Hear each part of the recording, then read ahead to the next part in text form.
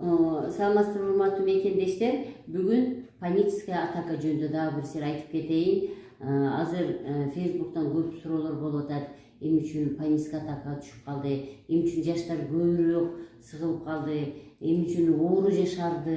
Ошо жашарганда дагы эмне үчүн жаштардын арасында паническая атака, стресс, паника, депрессия, тревога болуп атат деген вопростор көп түшүп атат. Демек кыскача айтып кетейин.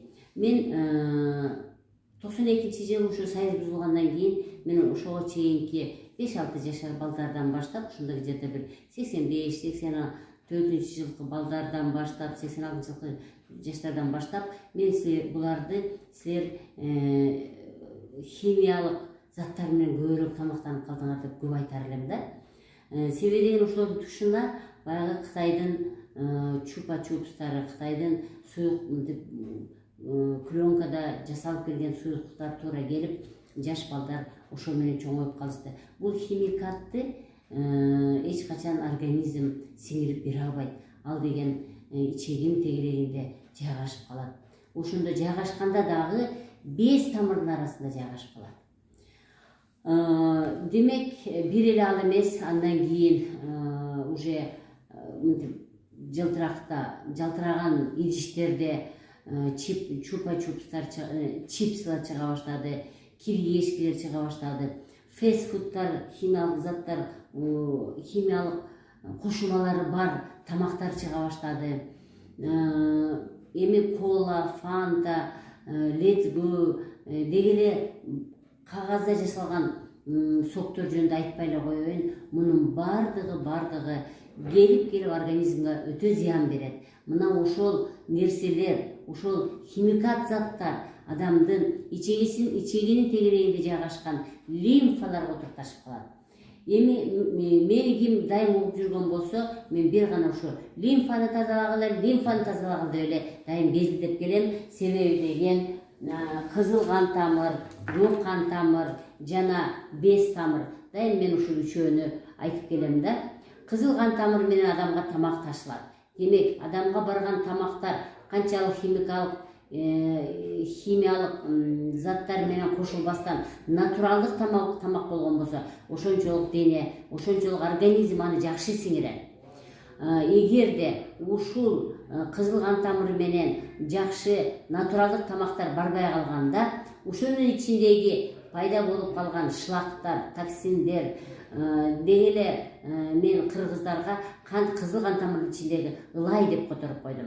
Демек, кызыл кан тамырдын ичиндеги керексиз шлактар, мусор, ылай без тамырларга чогула баштайт. Бир гана без тамыр. Биз врачтардын эң эле көп көңүл бурбай койгон система бул без тамырлар болуп эсептелинет да. Мына ушул без тамырлар кызыл кан тамырдын ичинде пайда болгон керектүү нерселердин баарын өзүнө жыйнайт дагы алып келип туруп көк кан тамырга куюп берет. Көк кан тамырга куюп бергенде дагы мен дайым силерге айтып келем, акыры сөөктүн артындагы көк кан тамырга куюп берет. Ушул без тамыр организмде зыяндоонун баарын чогултуп туруп көк кан тамырга куюп берет. Демек, адамдар деги эле кан тамыр айланган тирүү жандарда мына ушул 3 тамыр ичинде таза суюктук агууга тийиштүү. Эгерде муногу бараткан тамак керексиз нерсе менен толуп калган болсо, ал буга толо баштайт. Бул алып келип туруп буга куюп берет. Анан бул эшикке алып чыгып кетем деп, сыртка чыгарам деп, сейдик, заң, тер кылып сыртка чыгарам деп, бул да кыйнала баштайт.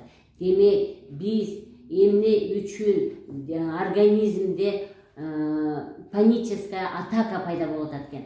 Паническая атака мээ кан тамырлары, мээ клеткалары, мээ кан тамырлары аркылуу таза кан барбаган үчүн мээнин клеткалары жабыркай баштайт. Жабыркаганда жаман ойлор келе баштайт. Жаман кыймыл аракеттер башталат. Адам кызыгуусу жок болуп башталат. Эми караңыздар, бул жерден бирөө жарым суроо бериш мүмкүн. Эмне үчүн мунун ичинде биз керексиз нерселерди чогултуп алдык деп? Демек, баягы эле мен айткан, мына ушул кызыл кан тамырдын ичиндеги таза кан болуш үчүн адамдагы эң негизги органдар, булар мен дайым айтып келем, бул бесплатный аптекалар. бекер аптека бул өт менен уйку без суюктугу. Демек биздеги эки орган, өт органы, өт башчасы жана уйку без өзүнүн соолун чыгарып турган болсо, тамак жакшы сиңип, кызыл кан тамырдын ичинде сонун тамак бүт денеге таркамак экен. Балдар жеген, жаш балдар жеген, азыркы жаштар жеген химикаты бар заттарды өт менен уйку без эрите албай калат. Эритпейт дагы, мына ушунун ичинде эрибеген керексиз нерселер көбөйүп кетет экен. Ал бул болсо кайра эле безге куюлат экен. Без алып барып турса көк кан тамырга куят экен. Көк кан тамыр сыртка сийдик заңгылып чыгарып алып чыгып кете албай калат экен.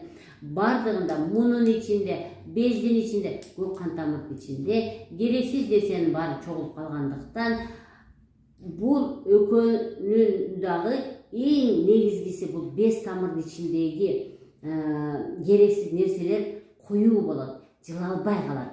Бул экөө дагы суюктук, булар дагы бир аз суюк жыла беришет.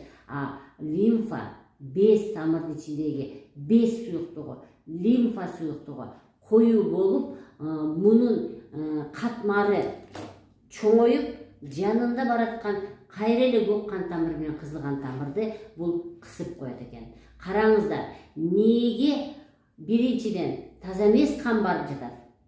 Экинчиден бул без тамырлар ушул эки тамырды кысып коет экен. Демек, эки жактама мээге жакшы питательный вещества, жакшы тамак азык заттары, булар белок, углевод, жир, микроэлементтер, гормондор, гемоглобин, кычкылтек жакшы жетпей калат экен. Жана ошол жактан келип жаткан без тамырдын ичиндеги шлак кайра эле толуп калат экен дагы, ошол кызыл кан тамырды кысып койгон үчүн мээдеги жаман ойлор, мээге келген жаман ошо ойлор, жаман кыймыл аракетке алып келет. Демек, биз баланы паническая атакадан чыгарыш үчүн анын мээ жагындагы клеткаларга, мээ жагындагы кан тамырларга жетиш үчүн биз бүт денени жакшы кылышыбыз керек. Бүт денедеги кан тамырды жакшы кылышыбыз керек. Аны жакшы кылыш үчүн өт менен аракет кылышыбыз керек. Аны жакшы кылыш үчүн уйку безди массаж жасап, уйку бездин соолун чыгарганга аракет кылышыбыз керек.